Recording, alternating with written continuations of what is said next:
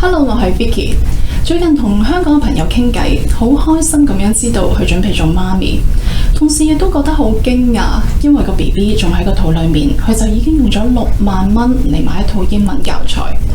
6萬蚊喎，當然唔係一個小數目。我相信好多嘅父母都用咗好多嘅時間、精力，當然仲有錢啦，去幫小朋友學英文。所以今日我特別邀請咗 Mr. Giancarlo 嚟同大家一齊分享下點樣可以將學英文變成一件好自然、好有趣嘅事。Giancarlo 係一位語言教育家，亦都係2位小朋友嘅爸爸。佢係一個好 street smart 嘅人，所以今日我哋冇好沉悶嘅方法論，你一定可以 unlearn 一啲 mindset， 揾到一啲啟發。Hi Giancarlo, it's great to have you here today. Yes, hi. Hello, Vicky, and thanks for coming to Indie Language Center. We're so pleased to welcome you to our school. Yeah, and then first question to you. I met your 2 children, and they are adorable. And I know they are speaking 3 languages at a very young age. That's really amazing. How to do that? Yeah, I think my first goal was to even try it because it was the first time I ever had children, so it's a new experiment for me. The kind of kids I'd seen before fluently speaking, or let's just say speaking a language, were ones that had parents or relatives that were constantly speaking that language with them. It didn't have to be in another country. It didn't have to be even in the same place, but it was the people that seemed to be the most effective when they were constantly speaking. So when I had my kids, that's what I decided to do, that I would only speak to them in Italian, and that if we had anybody help us, that they might only speak to them in Spanish. So because we had that consistency, they started to just associate me and anybody else who was assigned a language. They trusted that they were only going to speak that language. I think that's really amazing, and you brought up one of the approach that is very popular today, called the one person, one language approach. And this approach is really popular in raising bilingual children. And with that approach, each parents, they consistently speak only one of the 2 languages to the child. A lot of people are really buy this approach, but some are not. Can you share with us your real life experience? Yeah, the real life experience is not as glamorous as how you described it, because kids want to be, I think there's some priorities for children that are way different for an adult. Like the priority for us of them learning anything is really irrelevant to them. What they have inside of them is just natural curiosity or just wanting to play. So their instinct is play first, have fun first, and then the learning really is secondary to that for their priorities. And that's really what some countries like in Scandinavia have capitalized on, is trying to use the natural drivers for children to play and then learn. So for me, in order to get them speaking, I only, like I said, only spoke to them in Italian, but I tried to get them to trust me that it was going to be fun and it was going to be a kind of regular exercise, that it wasn't going to be extra work. So in reality, we live in America, and they have an American mother who only speaks to them in English. They have American friends. They have an American school system, American programming on TV, etc. So Italian was obviously to them going to start to feel more and more like extra work potentially, or artificial. So I only read to them in Italian, and I only had them watch shows that were available in the Italian language. And you could do this for any language, obviously, and nowadays with so many types of programming. I mean, the difficulty is that kids want to they just want to be heard, and they get frustrated easily. So their level of frustration tolerance is very low. So you have to just give them tiny little bite-sized moments.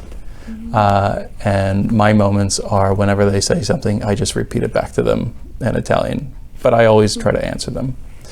So yeah, I think it's way more complicated than just speaking to them in one language, to one parent, one language. And really, it's a long game. You just have to be willing to look silly in public. You have to be willing to have them not necessarily like you all the time, because you're getting them to do something that feels unnatural at the beginning. But eventually it becomes our own little culture where they're okay with it. They understand, oh, that's my mother, or oh, that's my father. That's my Italian parent. That's my English parent. I heard a story about a kid going to meet family in another country after only speaking with one parent in that language, let's say their father.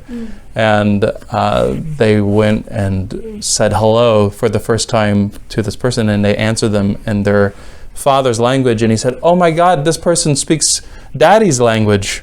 Like he was the only one, because they felt like daddy had a problem. That like daddy could only speak this weird language. And so when I took my kids to Italy and we were at the airport, they heard everybody speaking my language, and we're just confused. Not only you speak Italian. Right, in their mind, it's only the one person, one language thing. It literally is one person. And what's the benefit of this? If you speak English so well, why you don't mix English with the Italian? Why you want to consistently speak only Italian to them? What's the benefit of those consistency? Yeah, I believe that the main benefit is getting them to think in the target language rather than try to translate. If you're speaking in both languages, yes, they will start to have, and there's a lot of credit to the bilingual approach. There's a lot of research that shows that that's more productive, especially when people are older, in their teens, and they have more vocabulary to use. But when you have low vocabulary, it gets them to directly access that language rather than go in a triangle, go to English first and then the target language, or whatever, go to Mandarin first and then English, for example. Instead of having to do all that extra work, you go directly to language. You're thinking in that language. All right, that really makes sense. You bring up something that is really important. When you consistently speak to them in Italian, they think in Italian instead of they translate the thinking into Italian.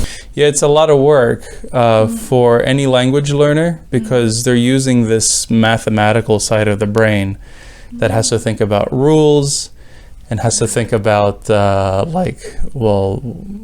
do I use this conjugation with the verb, and what adverb do I use? And so when you learn grammar, you're not actually using a part of the brain that has to do with speech. It's more about your ability to maintain rules that it makes sense, which is very difficult. So you're doing double duty, and often triple duty if you have to listen too. You have to listen, decode, put it in a language, and then put it back in. You have to take it from the target language into the language you think in, then back out of the language you think in, and back into the target language. And so it's almost impossible. No wonder so many people quit, especially kids. It's very frustrating. And so you just become very annoying as a parent.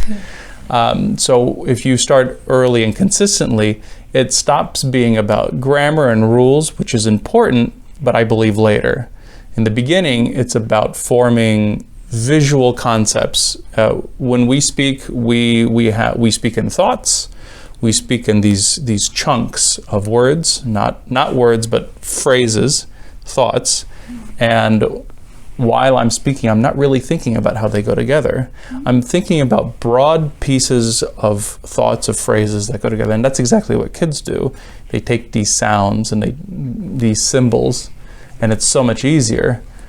because it becomes intuitive, automatic. And that's what we want. We don't want them thinking because we don't want them to give up. And it feels so much better. So grammar is still important, but at a later stage of the language learning. Yeah, you can speak a language breaking all the rules terribly. I heard someone said once that speaking a language, communicating is like playing tennis. Yes, you might want to win and look great, but the object is just to get the ball over the net. Right. You know, and then the person can hit it back. If the person doesn't understand, that's like a net ball. You hit the ball into the net, and you just grab the ball and you try again. But having a language skill is more like going from a watercolor painting to more and more like a photograph. You can become more and more precise. But perfection really is the killer of people trying to learn a language, even kids, because they'll just never speak. Right. So it's a very physical thing, not so much mental. Do you know that there are a lot of very expensive learning materials on the market? Some parents even spend around $10,000 to buy a full set, including the study cards, the books, the CDs, and DVDs. How effective are those expensive? I've seen them. I remember kiosks in the mall and in airports selling Rosetta Stone, which is not $10,000, but it was close to $500, and really it was a lot of money being put into programming and taking photos of objects and then getting people to record the words for them. So I wouldn't even say it was good for vocabulary, because it was disembodied vocabulary. You weren't really being able to attach it to the phrases I was telling you about before, the thoughts. They have to be relevant. So when people spend a lot of money on a program, I think that you could be spending that amount of money just hanging out with a friend at a restaurant, at a bar every day. You could take that $10,000, have a great time, and just speak with a friend, because really your ability to make those connections linguistically depends on your emotional connection. If your emotional connection is, oh my God, I spent $10,000 on this, I really have to learn it. The emotional connection is going to be anxiety, frustration, and you're going to be thinking about the product rather than your objective. So I think it's ridiculous that people spend that much money. Our classes that we have here are teaching people how to learn. We don't claim to have the source of all knowledge. The source of knowledge for everybody is going to be different, because you have words that I would never use in my life. Maybe you enjoy a certain kind of music or movies or clothes or foods that are not relevant to my life. So if I were to take a class from you and you taught me that would be interesting. But if I couldn't experience them, touch them, smell them, taste them, and have an emotional reaction, then it's worthless. And so you can't buy that. You really have to live it. And the knowledge of being able to do that, you could buy in a $5 book. What's priceless is the discipline. What's priceless is the drive to keep doing it every day and make it a ritual. So you could spend $1 million and never learn a language if you did it wrong. Real experience and the connection is very important.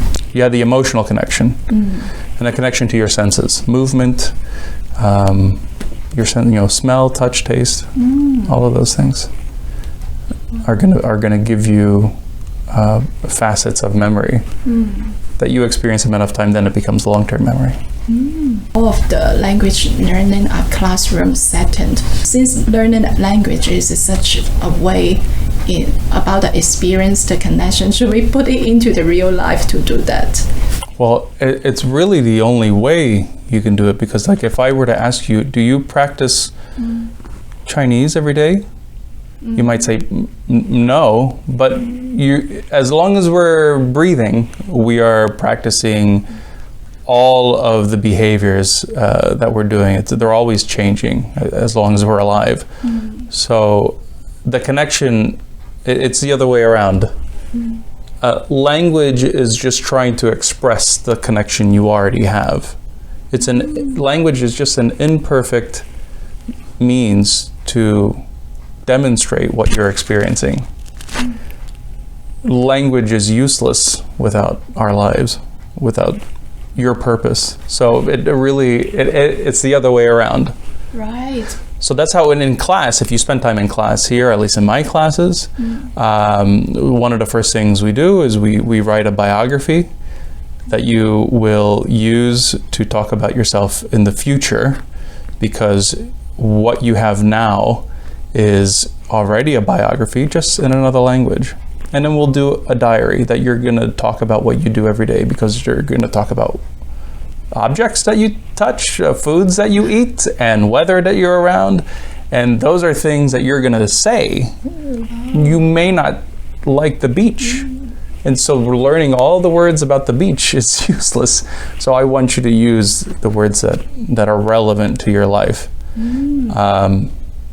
One thing that I challenge students to do is to change their phones into the language they want to learn, which sounds extreme, but it's not. You have your phone already. They've already done the most extreme thing, which is come to class. That's weird to pay money to come to a class somewhere else. But using a phone, watching a TV, reading books, those are normal. All you have to do is switch them over to the language that you want to use, and now you're expressing yourself in the other language. So with the phone, you'll have to learn technology words. If you use GPS, you'll have to understand like turn left, turn right away. You'll learn it immediately. Yes. Just through repetition. Right. Oh, that's a great way to switch your phone, the language setting to the language you are learning. Yes. We should focus on finding every opportunity to bring our new language into our daily life. Yeah, you can act a little crazy when you're learning a new language, because some people complain, I'm an introvert. I don't like talking to people. I don't go out much, especially now. We're not getting out as much as we did last year, for example. So talking to yourself in the shower, cleaning the house, driving, is a great way to find what words you use and also to explore the boundaries of your ability. For example, if I just taught you in Spanish, for example, to go, ir, or ir a, or voy a, which means I'm going to. It's very useful because you can use it for a direction, I'm going in a direction, or a thing I'm going to do. So you could talk to yourself in the car and say, I'm going to go eat, and then I'm going to go to work, and then I'm going to have a cup of coffee, and then I'm going to take a break, and I'm gonna, and you have all of these vocab words. So voy a trabajar, y voy a desayunar, and you could just talk to yourself. And of course, somebody seeing next to you and at the stoplight, you might look like you're singing along, but you're really just talking to yourself in Spanish. So with just 3 words, you could develop that comfort. And again, the idea is for it to be automatic. You're no longer thinking of, oh, this is first person conjugation, present tense. You're not thinking of any of that. It's just a muscle memory. Wow, muscle memory. I like the word. Yes. Just get rid of the grammar and those things that limit yourself to express yourself. Well, people who teach languages might be very angry right now hearing me say get rid of grammar. Grammar is very important because it is the structure, it is the rules that hold our language together. But I disagree that we should be teaching that first, because you're already learning new words for chair, shoes, table, etc. You don't need to learn even more words for comma, exclamation point, or present, or adjective clause, or preposition. That's too many irrelevant words, and so people get quite overwhelmed. The idea of the biography exercise in the beginning of class is to boost that confidence so that you're able to go and introduce yourself to somebody in another language right away. You get your foot in the door and you talk about yourself, because we love to do that. Right. And we have a thing that we can say over and over. We say, hello, my name is Giancarlo, I live in Indianapolis, and I teach languages, and I like to swim, and I have a dog. What about you? And then you learn the phrase, and you, and then the other person says it, and then you say, nice to meet you, thank you, and you go and you meet somebody else and you do it again. Hello, my name is Giancarlo. What about you? And you make a lot of friends, and you've practiced some basics of the language. No grammar is necessary there. You could actually memorize that. Then once you get to a level of confidence and familiarity with all that vocab, then you can go back and understand